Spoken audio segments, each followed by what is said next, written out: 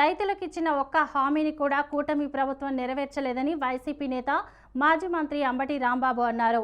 ప్రభుత్వం ఇప్పటి వరకు రైతుల నుంచి ధాన్యం కొనుగోలు చేయలేదన్నారు.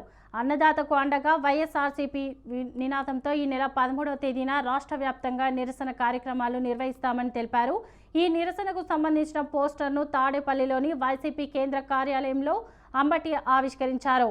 రాష్ట్రంలో వరి వేసిన రైతుల పరిస్థితి అత్యంత దారుణంగా ఉందని అంబటి అన్నారు.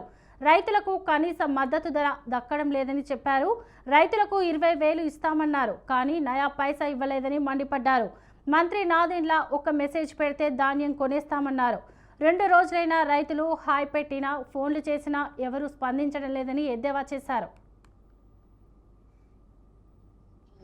వరి పంట వేసినటువంటి రైతుల పరిస్థితి అతి దారుణంగా ఉంది. రాసులుగా పోసినటువంటి ధాన్యాన్ని చూసి అక్కడ రైతులతో మాట్లాడి వారి ఆవేదన తెలుసుకుని ఈ రోజు నేను మాట్లాడుతున్నాను.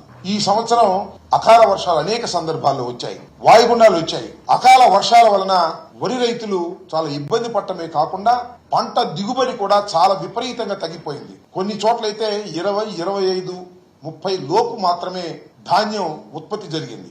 ఉత్పత్తి పంట సరిగా లేక రైతులు ఇబ్బంది పడుతున్న ఈ దశలో చివరికి గిట్టుబాటు ధర కూడా రానటువంటి ఒక దుర్మార్గమైనటువంటి పరిస్థితిని వాళ్ళ రాష్ట్ర ప్రభుత్వం కలగజేసిందని ఈ సందర్భంగా నేను చెప్పదలుచుకున్నాను. ప్రభుత్వమే కొంటుంది, ప్రతి గింజ కూడా ప్రభుత్వమే కొంటుంది, గిట్టుబాటు ధర ఇచ్చి కొంటుంది. బ్రోకర్లకు మీరు అమ్మవద్దు అని చెప్పటమే కాకుండా జస్ట్ ఫోన్ లో హలో అని పెట్టండి, మీ రైతు సమస్య పెట్టండి, నేను తక్షణమే తేల్చేస్తాను, మీకు సహాయంగా ఉంటానని హామీ ఇచ్చినటువంటి మంత్రి గారు నిన్న మొన్న 2 రోజుల నుంచి పాపం రైతులు అనేక సందర్భాల్లో ఫోన్ చేసిన